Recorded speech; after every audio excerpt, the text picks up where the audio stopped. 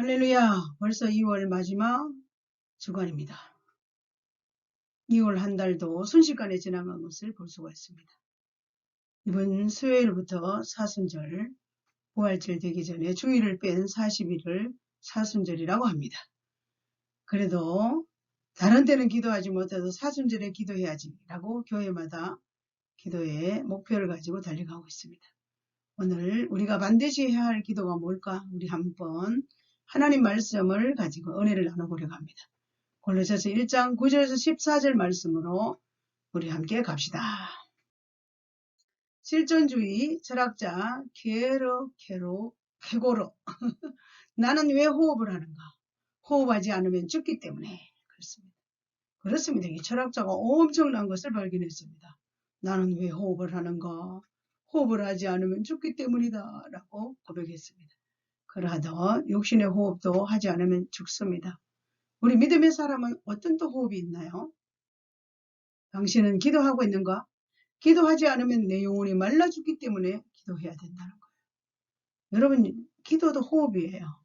호흡하지 않으면 우린 죽습니다. 내 영혼이 말라 죽지 않기 위해서 기도하는 영적인 사람들로 사순절의 기간들을 보내야 할 것입니다. 어떤 기도를 하는가요? 소원성취 내 모든 형편과 처지를 아시는 주님 나의 소원입니다 라고 소원성취만 합니까? 아니면 감사 찬송 할렐루야 내게 주신 은혜가 감사합니다. 오늘 살아있으니 감사합니다. 먹을 수 있으니 감사합니다. 건강해서 감사합니다. 다양한 감사로 찬송으로 하나님께 영광 올려드립니까? 여러분 어떤 기도를 하는지 우리 한번 자신을 발견해 볼까요? 우리가 해야 할 기도는 골로새서 1장 9절에 이로써 우리도 어떤 날부터 너희를 위하여 기도하기를 그치지 아니하고 구하니 너희로 하여금 모든 신령한 지혜와 총명의 하나님의 뜻을 아는 것으로 채워라 그랬습니다. 여러분 하나님의 뜻을 아는 것이 얼마나 중요한 기도인지 모릅니다. 우리가 해야 될 기도는 지혜와 총명의 하나님의 뜻을 아는 영적 지식을 위해서 기도해야 합니다.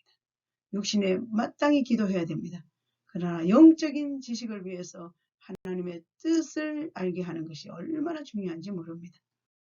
무엇을 들었는가 그랬습니다. 오늘 성경은 골로새서 1장 7절에서 8절까지 이로써 이와 같이 우리와 함께 종된 사랑하는 에바브로에게 너희가 배웠나니 그는 너희를 위한 그리스도의 신실한 일꾼이요 성령 안에서 너희 사랑을 우리에게 알린 자다 그랬습니다. 누굴 통해 알았다고요? 에바브로 신실한 일꾼 성령 안에서 너희 사랑을 우리에게 알린 자다. 그렇게 성경은 말씀하십니다. 에바브로는 누구일까요? 바울의 동력자입니다. 골로새 교회를 설립한 자입니다. 여러분 동력한다는 것은 쉽지 않습니다. 저도 목회 수십 년의 삶을 살면서 아직도 열심으로 동력하는 참으로 신실한 일꾼들이 있습니다. 그러하되 에바브로를 통해서 사랑을 알았다고 성경은 말씀합니다. 또 그리고 에베소서 1장 17절에 우리 주 예수 그리스도의 하나님 영광의 아버지께서 지혜와 계시의 영 정신을 너희에게 주사 하나님을 알게 하는 것이 우리 기도 제목이 되어야 합니다. 지혜와 계시의 영을 받으면 우리의 삶에 영향력을 줄 수 있기 때문에 그렇습니다. 그래서 하나님을 아는 기도를 할 때 우리의 삶도 형통의 삶이 주어진다는 것을 알아야 합니다. 빌립보서 1장 9절도 내가 기도하노라 너희 사랑을 지식과 모든 총명으로 점점 더 풍성하게 하자 그랬습니다. 우리가 기도하는 내용이 항상 하나님의 사랑에 풍성한 하나님 주시는 지식, 총명으로 더 풍성한 삶을 영적인 풍성함을 향해서 기도하는 태도와 자세가 필요하다는 것입니다. 이사야 5장 13절에 그러므로 내 백성이 무지함으로 말미암아 사로잡힐 것이요 그들의 귀한 자는 굶주릴 것이요 무리는 목마를 것이다 그랬습니다. 백성이 무지함으로 사로잡힌다고 했어요. 우리가 무지함으로 하나님을 알지 못할 때 우리 육신의 삶에도 문제를 만난다는 것입니다.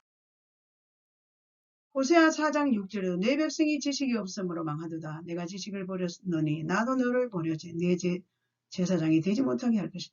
백성이 지식이 없다. 하나님을 알지 못하니까 하나님이 너희는 나를 알지도 못하기 때문에 내가 지식을 버렸기 때문에 나도 너를 제사장을 삼을 수 없어 라고 내 백성이 지식이 없다 그랬습니다. 하나님의 지식과 총명을 알아가는 것이 가장 중요한 기도이기도 합니다.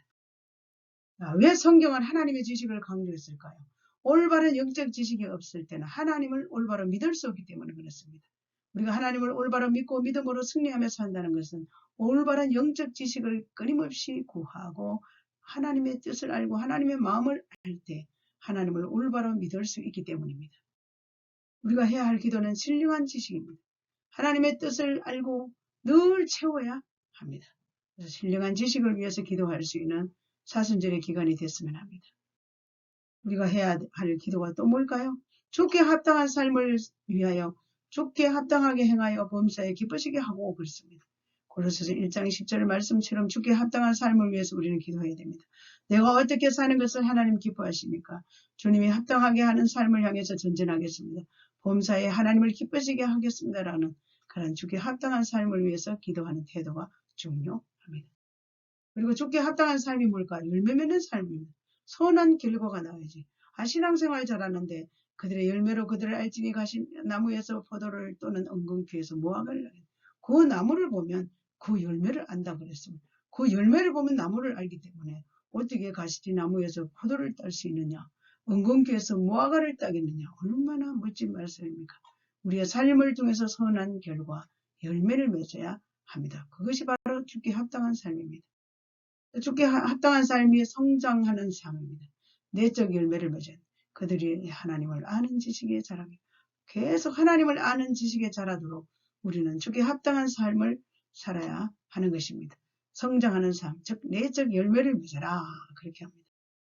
히브리서 기자의 책망입니다. 히브리서 5장 12절에 때가 오래되었으므로 내가 마땅히 선생이 되었을 텐데 너희가 다시 하나님 말씀의 초보에 대하여 누구에게 가르침을 받아야 할지라도 단단한 음식은 못 먹고 젖이나 먹어야 할 자가 되었다.